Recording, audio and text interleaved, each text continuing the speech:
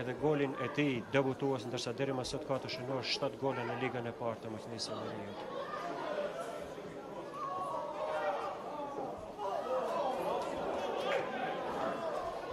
Tani kanë kuqezit një rast për të shumë. Rubin Hebaj kombinon me Adenis Shalën, Adenis Shalë futin në zonë vetë me portierin 2-0.